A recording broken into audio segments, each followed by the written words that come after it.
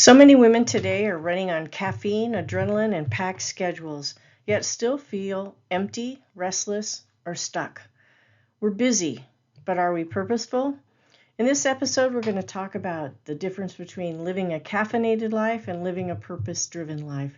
The difference between surviving your day and being deeply aligned with why God designed you.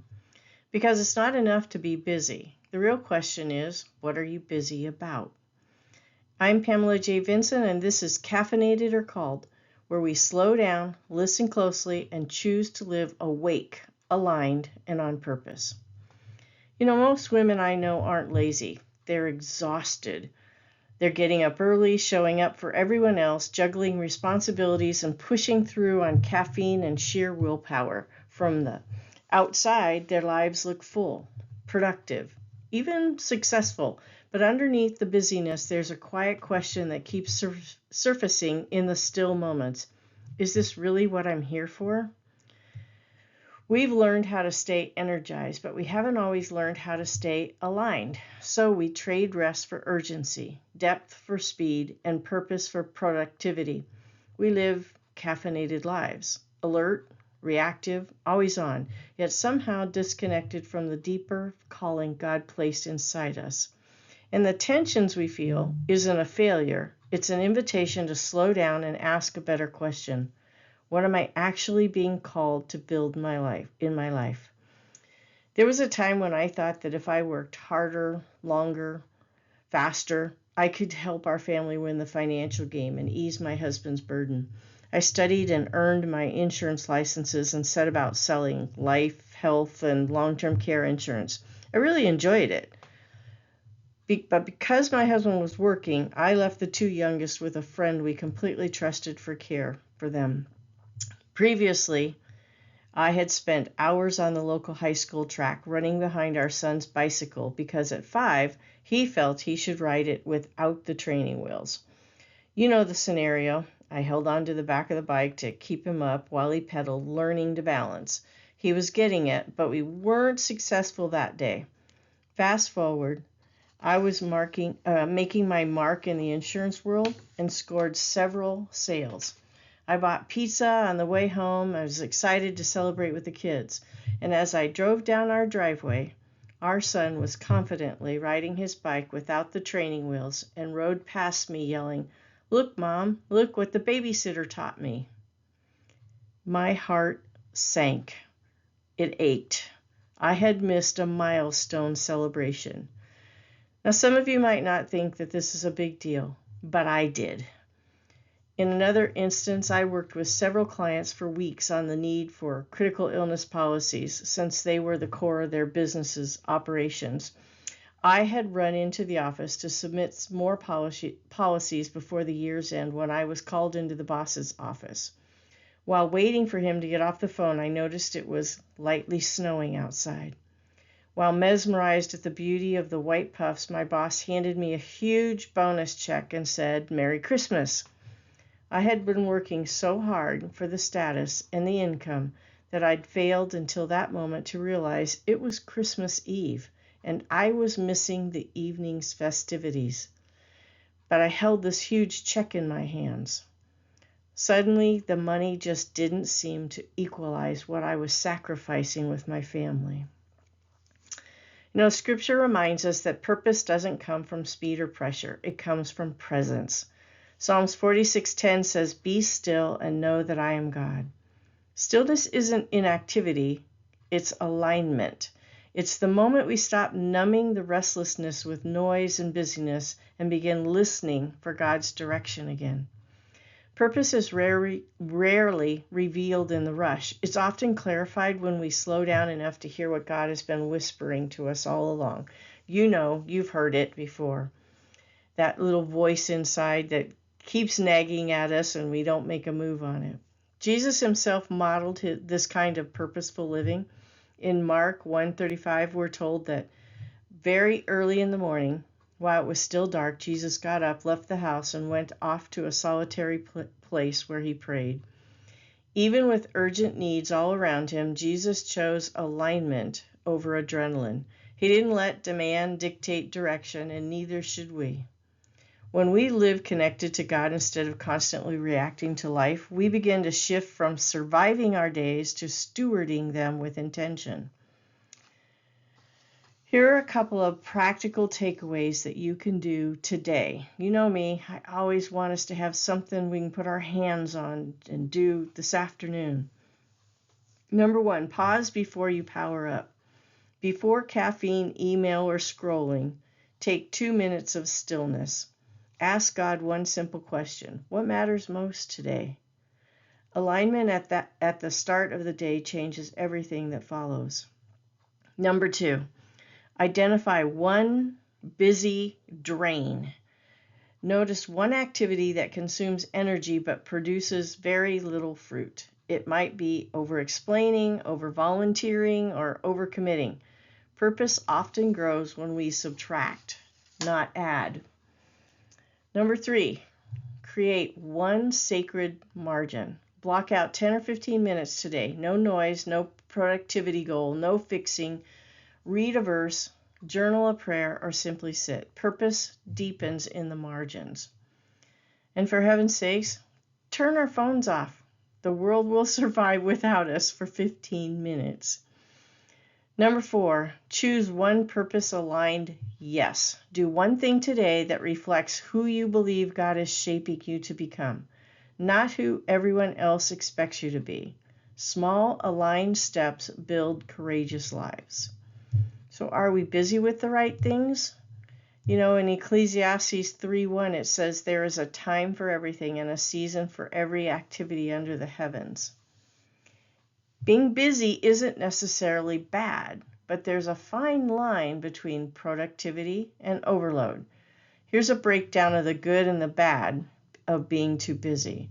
The good says when it's used wisely, there's a full schedule can lead to meaningful achievements in work, family, and ministry.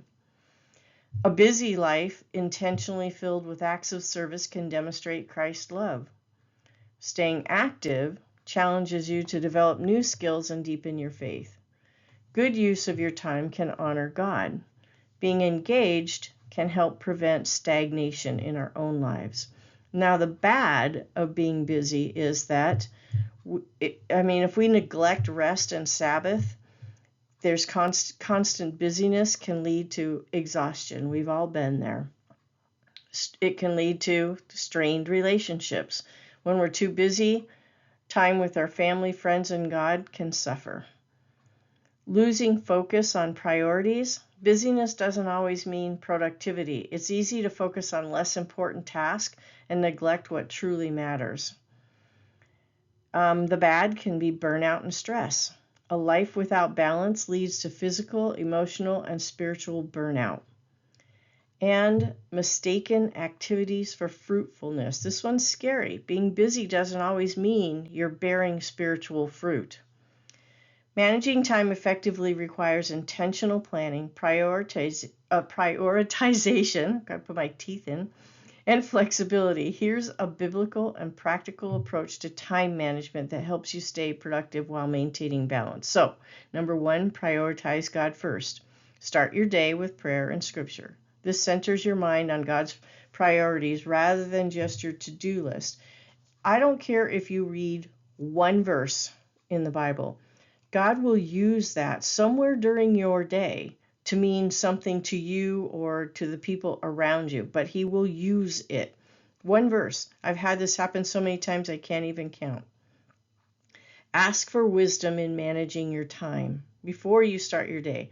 It's a good idea to do it before your feet hit the floor in the morning, because most of us women, once our feet hit the floor, we're off and running for the day. Set goals, clear goals, and priorities. There's this system that I try to remember to use. Urgent and important. Do these things first. Important but not urgent, schedule them. Urgent but not important, delegate them. And if it's neither urgent or important, eliminate them. They're just a waste of time for you. Number 3, plan with wisdom and diligence. Use a planner, a calendar, or digital tools to organize your task. We tell Alexa all the time what it is we want her to do. I live by a calendar next to my desk with every event for every person in the household is on there.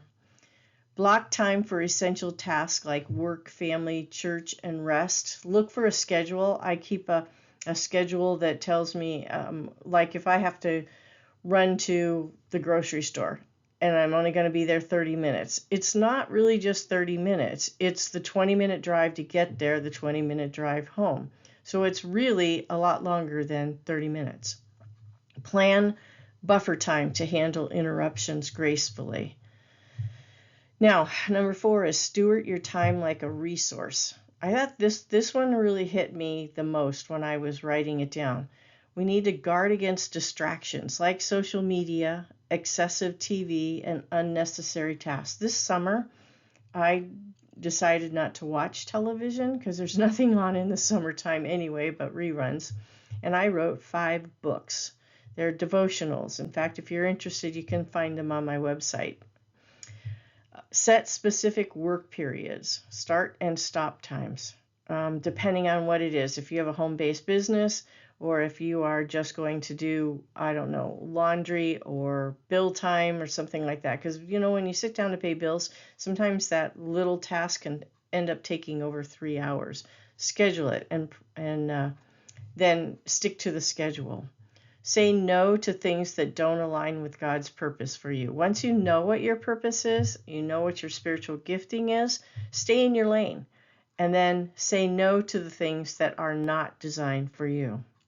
It's hard at first. We're the hardest people to train because we're used to doing everything. Balance, number 5 is balance work and rest. Schedule rest and recreation to avoid burnout. I've said this for many years, if you've listened to my podcast, that I work very hard Monday through Thursday, but on Friday I play. I meet a girlfriend at 1 o'clock and we play. We never know what we're going to do. We do know it involves Diet Coke and chocolate. Or if she's calling the shots that day, French fries. And we play. Sometimes we wander garden places. Sometimes we go to antique stores, junk stores. We really like the old junk stores that, you can get a treasure for $1. Sometimes we just sit in the car and talk because we just need a break away from the regular schedule that we have in our lives that are very busy. Embrace grace. Every day won't be perfectly productive, and that's okay. Be graceful with yourself. Prioritize family and relationships. They are part of your calling. If you lose your witness to the people closest in your circle, you've lost. Don't lose. I've seen this happen so many times where, I hate to say it like this, but pastors lose their kids because they're so busy. Or somebody that is so involved in ministry that their kids turn away from the Lord. Don't lose those relationships. Be flexible, number 6, and trust God's leading. Unexpected things will happen. Adjust with faith and wisdom, and allow room for God to redirect your plans.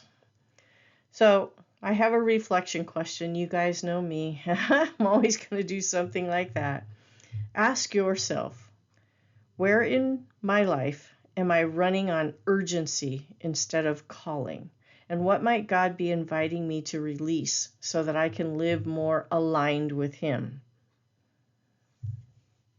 Just going to sit with that for a second. I'm going to say it one more time. Where in my life am I running on urgency instead of calling?